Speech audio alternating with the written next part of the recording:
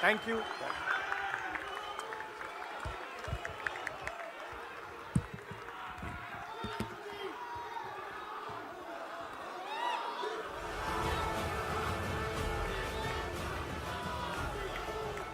Thank you, Sam.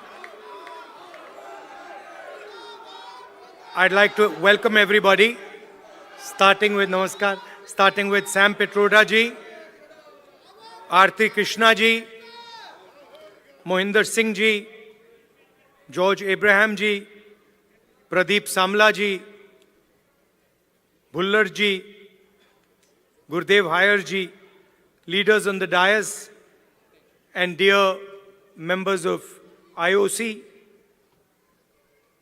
ladies and gentlemen, I'd like to welcome all of you here and wish you happy Onam and happy Ganesh Chaturthi.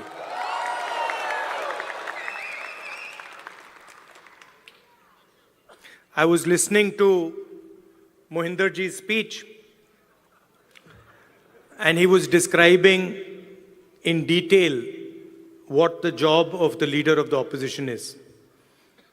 He said, opposing the government in parliament. He said, not letting them run a dictatorship. And he gave a list of 3 or 4 things that define what a leader of opposition is supposed to do. This is true. One can say that those are all elements of the job. But while he was speaking, I was thinking to myself, actually, that is not really my role. Those are maybe my responsibilities. But my role is broader and bigger than that, and in many ways simpler than that.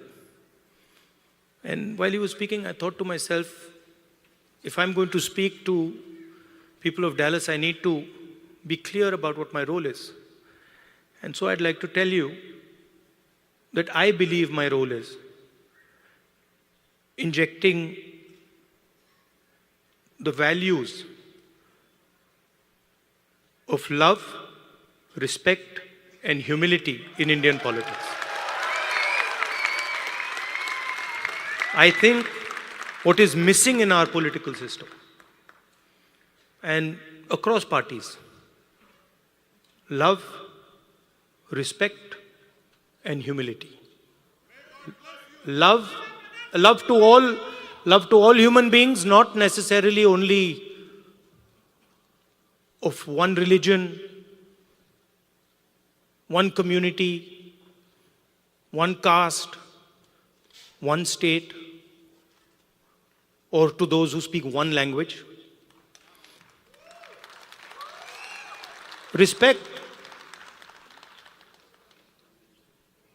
to everybody who is trying to build an India, not just the most powerful, but the weakest. And humility, not in others, but in oneself. So I think that is how I see my role. And if you were to ask me 5 years from now, do you consider yourself successful? I would look at these 3 things. I would say, have I helped bring the idea of love into the forefront of Indian politics? Have I helped make politicians and others, and myself in particular, more humble? Have I increased the respect that people have, that Indian people have with each other? Those would be the values that I would be thinking about. Of course, what Mohinder ji said would also form part of my work. Now, we started here with the Indian national anthem.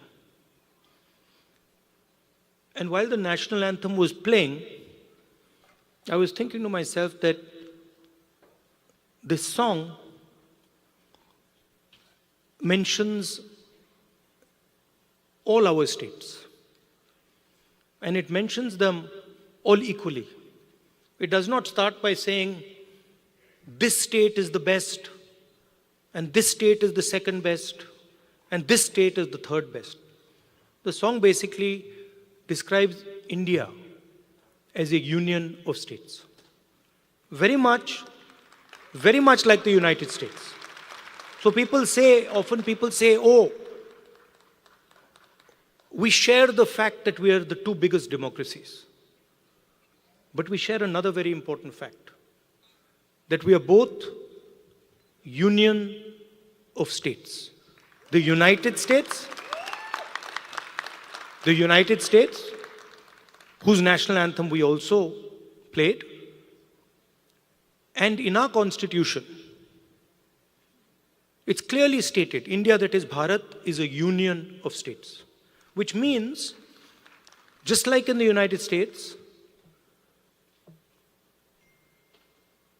no state is superior to any other state.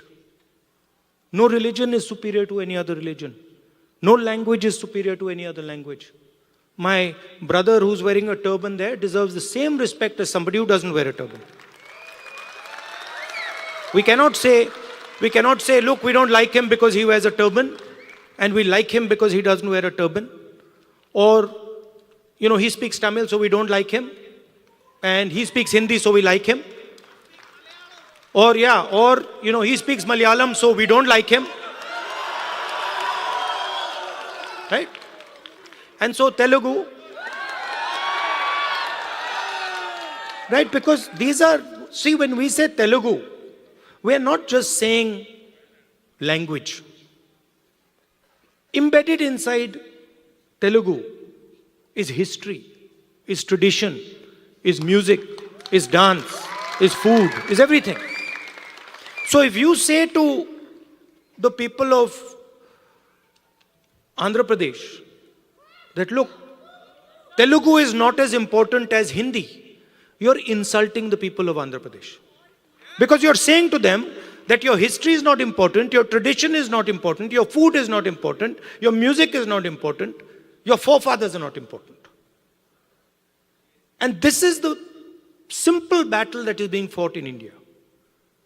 The RSS believes that India is one idea. And we believe that India is a multiplicity of ideas. And we believe, by the way, very much like the United States, we believe that everybody should be allowed to participate. We believe that everybody should be allowed to dream. Everybody should be given space, regardless of their caste, language, religion, tradition, history. This is the fight.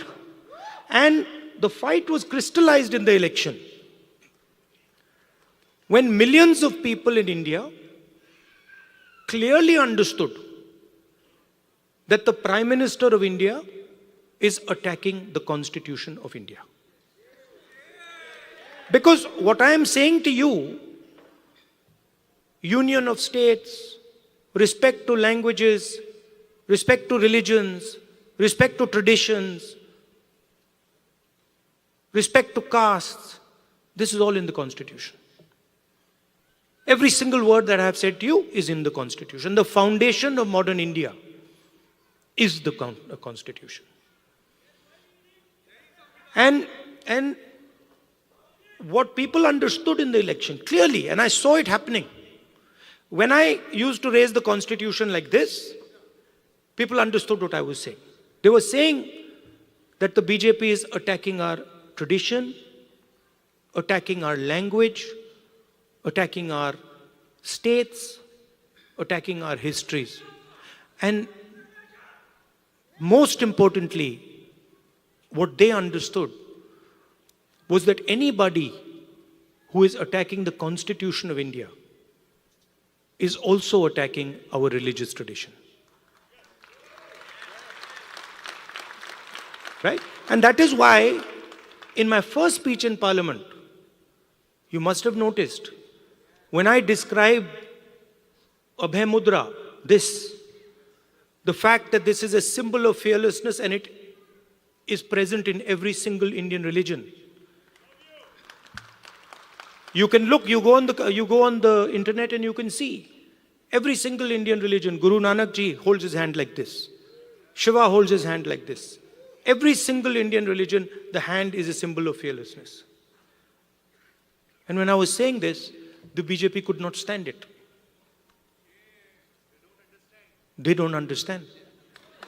And we are going to make them understand. You see, and the other thing that happened that was very beautiful, that in fact I was amazed that it happened so quickly, was that fear of the BJP vanished, disappeared, gone.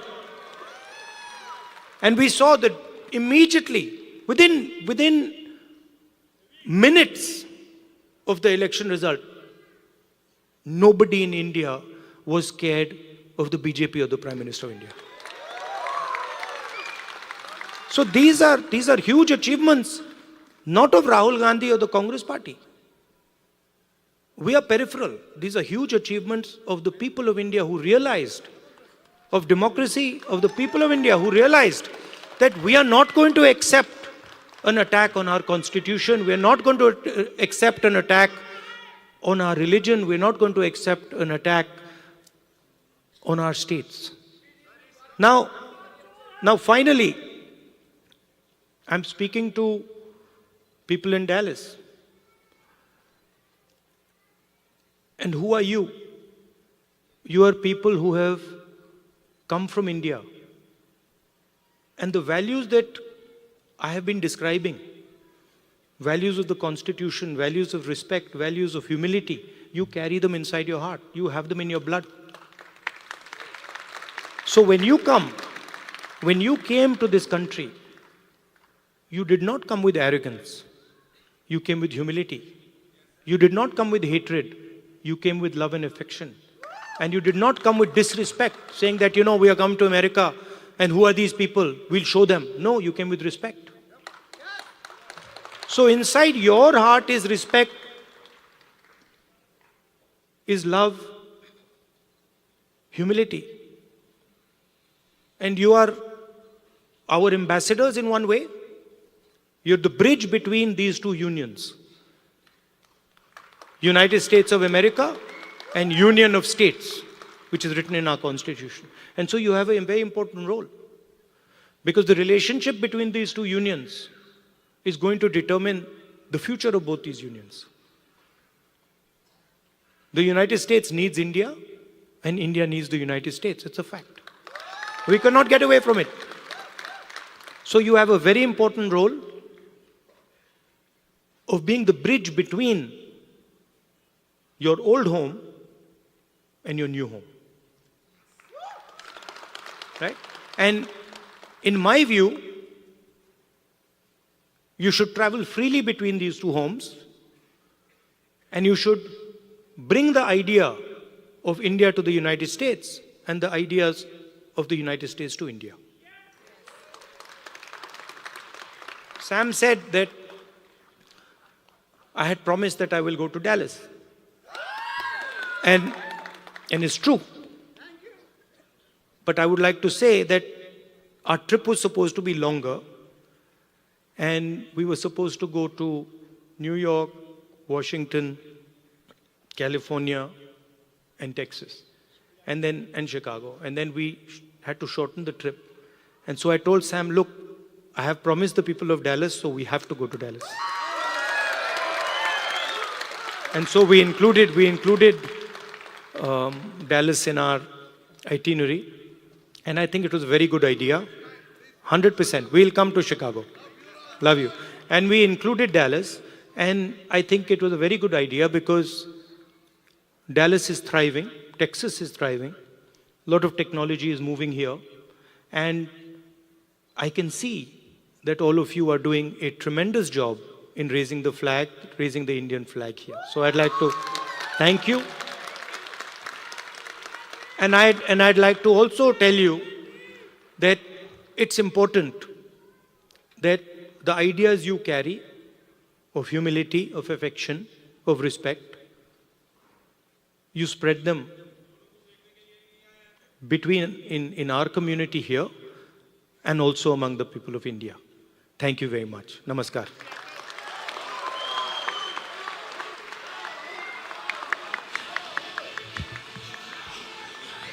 Wow, what an inspirational speech, right?